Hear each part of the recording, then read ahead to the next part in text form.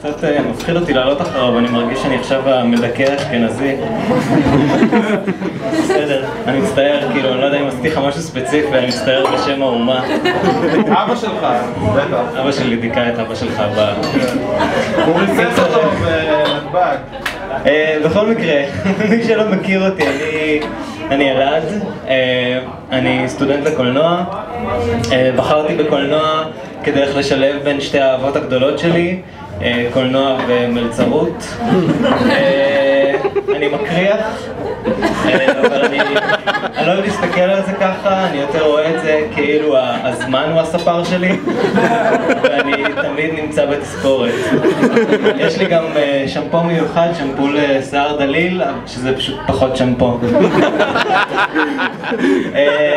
יש לי משקפיים, מה שאומר שכל בן אדם שני ניגש אליי, לוקח את המשקפיים שלי, מחזיק אותם ביד, שם אותם על הפנים ואומר וואו, אתה לא רואה כלום. אני אוהב לעשות את זה עם עיוורים.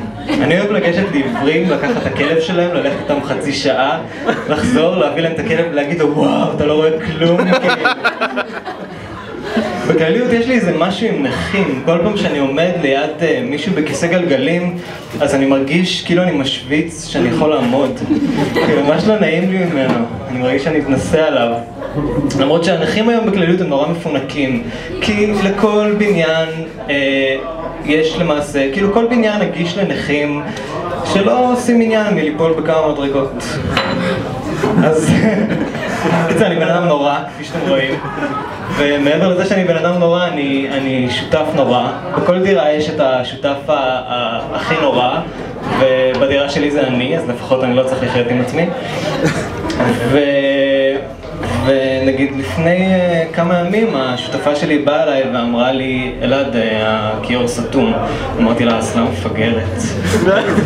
אני בטוח שאנחנו משחקים בלרדת על הצנרת. ואני גם האנשים האלה שמחזירים את החלב למקרר כשנשאר ממש ממש טיפה. אבל בעיניי כאילו אני עושה גם איזה שירות לציבור, כי תחשבו נגיד ב-2 בבוקר, אם תרצו לעשות איזה צ'ייסר חלב, או לחילופין לאכול קורנפלק, אחד לך, אז יהיה לכם.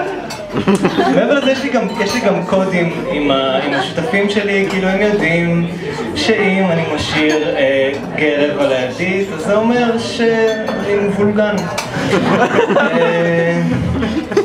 למרות שהם יודעים גם להחזיר לי השותפים. אני באתי לשותף שלי לפני כמה ימים ואמרתי לו, תגיד, ראית את הספר שלי? והוא היה כזה, איזה ספר? אמרתי לו, נו, אתה יודע, המדריך למאפנת המתחיל. והוא אמר לי, מעולם לא היה לך ספר כזה. צחקתי, אמרתי לו, מעולם לא היה לי ספר. אני לא יודע למה סיפרתי את זה, מעולם לא היה לי ספר כזה.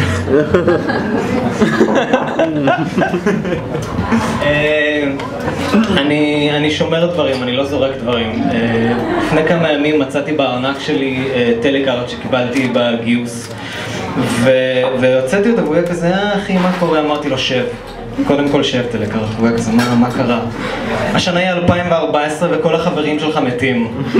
טלקארט היה כזה, לא!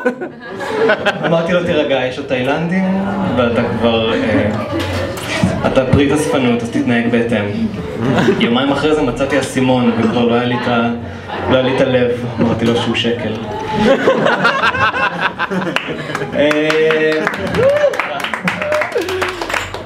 מעבר לזה שאני שותף גרוע ואני בן אדם נורא, אני פשוט מזעזע עם נשים.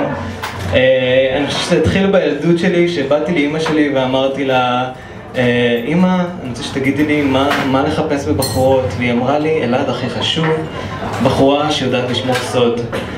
אחרי זה הלכתי לאבא שלי, זה מאוד השפיע עליי, הלכתי לאבא שלי ושאלתי את אותה שאלה והוא אמר לי, אל תקשיב לי, אמא שלך מפליצה מתוך שינה וגועל נפש. אבל אני יודע לענג אישה, ובעיניי הדרך הכי טובה לענג אישה זה לא לגשת אליה פשוט, לא לפנות אליה. זה העונג הכי גדול. אבל אם בכל זאת אני ניגש, אני יושב בפאב ואני רואה איזה מישהי שאני מעוניין בה, יושבת על הבר, אז דבר ראשון אני פונה לחבר שלי ואני אומר לו, רואה את זאתי? זאת תהיה הקלה שלי. ו-99% מהפעמים זה לא באמת קורה, אבל בפעם אחת שזה כן יקרה זה יהיה סיפור מדהים, לספר בחתונה, ולילדים, חס ושלום. ולפעמים אני גם ניגש אליה, ואני יודע, אני אומר לעצמי, אלעד, מסתורין, תשמור על מסתורין, כי נשים אוהבות מסתורין, אז אני ניגש אליה ואני אומר לה, אפשר לשבת לידך? והיא אומרת, כן. אני מתיישב לידה ואני אומר לה, היי, אני אלעד, אגב, אולי אני בלש. מסתורין, אני מתות על זה. כשאני שותה זה סימן למחיאות כפיים, אגב.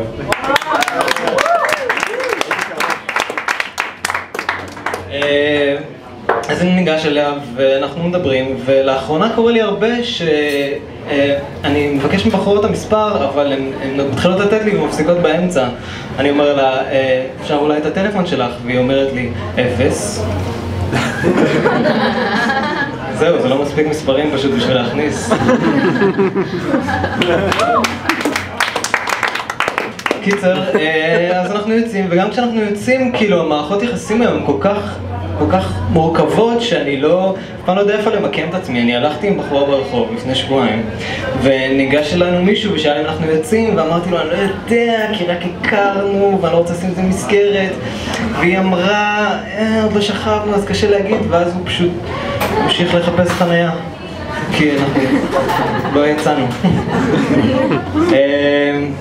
וגם כשאני מצליח להביא את זה עד למפתן הדלת, אז לרוב אני הורס את זה כי אני פשוט שוכח את הכלל הבסיסי של דייטים, שזה לשקר ולשקר ולשקר, ולפעמים אני פשוט אומר את האמת, אנחנו עומדים על מפתן הדלת שלי ואני כזה, אז את רוצה אולי לעלות אליי למין בינוני והרבה מבוכה? והיא כזה, מה? אני כזה, קפה, את רוצה אולי לעלות אליי לקפה? אבל אז זה כבר מאוחר מדי, ואני שקרן כל כך גרוע. אבל אני מעריך שקרנים טובים, ובעיניי אלוהים הוא השקרן הכי טוב שיש. והבנתי את זה כשחשבתי על הבעלי חיים שהוא ברא. כאילו יש איזה מגוון מסוים של בעלי חיים, ומרגיש לי שבשעה מסוים הוא כבר המציא את כל הבעלי חיים שהיה לו להמציא, ואז הוא פשוט התחיל לחרטט אותנו. כאילו ממוטה, זה פיל עם שערות, כאילו לא נמצא לו פה שום דבר חדש, זה פיל עם קרה. או נחש, זה קו עם קסקסים, כאילו, אין פה מחשבה, לא השקעת פה כלום. או בראת את התמנון, שזה חיה מדהימה, עם 8 זרועות ו3 לבבות, ואז הוא אמר, עכשיו אני מוסיף לזה דיו וזה חיה חדשה, דיונון. זה לא ככה בוראים חיות, זה לא חיה חדשה. חילזון, זה חשופית עם נדלן, זה לא נכון. והאמת שחשבתי שמעניין כשחילזונות מסתכלים על חשופיות הם חושבים שהם מתלבשים נורא זנותי, שמסתובבות ערומות, גועל נפש. ואומרים גם שאלוהים הוא אל נורא אכזר, כאילו נותנים את השואה כדוגמה, ויש גם כל התקופה במצרים שזרקו את כל התינוקות הזכרים ליאור, אבל בעיניי זה היה סוג של תקופה שאלוהים ניסה להרחיב את הקהל מאמינים שלו, כי מנקודת מבט של התנינים זה היה תקופה מדהימה. בתנ"ך של התנינים התקופה הזאת מכונה נס התינוקות הגדול. כאילו כל יום פשוט מלא תינוקות לתוך הליאור, וכאילו אם אני הייתי תנין בתקופה הזאת אני הייתי ממיר את דתי ליהדות, כאילו אין לי ספק, כאילו אני לא יודע מה הדת המקורית של תנינים, אבל אני יודע שאני הייתי ממיר ליהדות.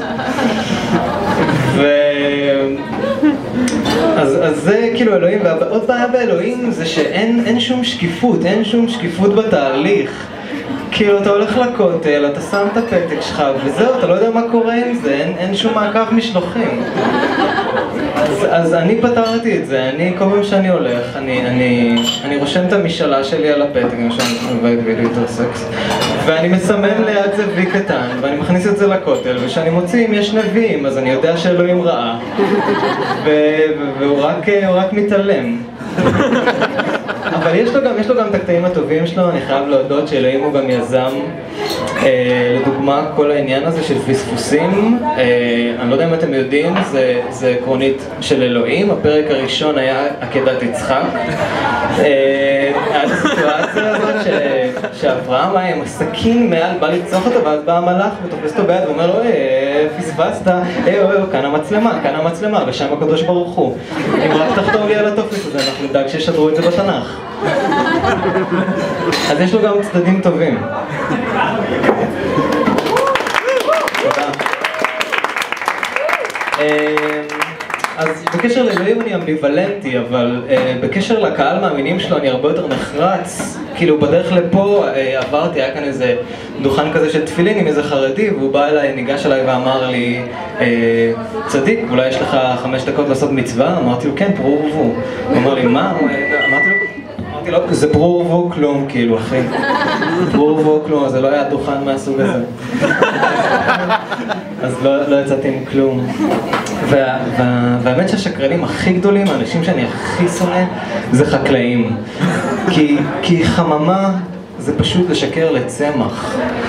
כאילו, תחשבו את העגבניה שמתעוררת בפעם הראשונה, וכולה כזה, מה קורה, איפה אני? והחקלאי בא אליה ואומר לה, במרכז אמריקה, כמו שאת אוהבת, תרגישי את האקלים. והעגבניה כזה, באמת? כי יש פה המון ניילון, אני לא זוכרת, מרכז אמריקה. תודה רבה.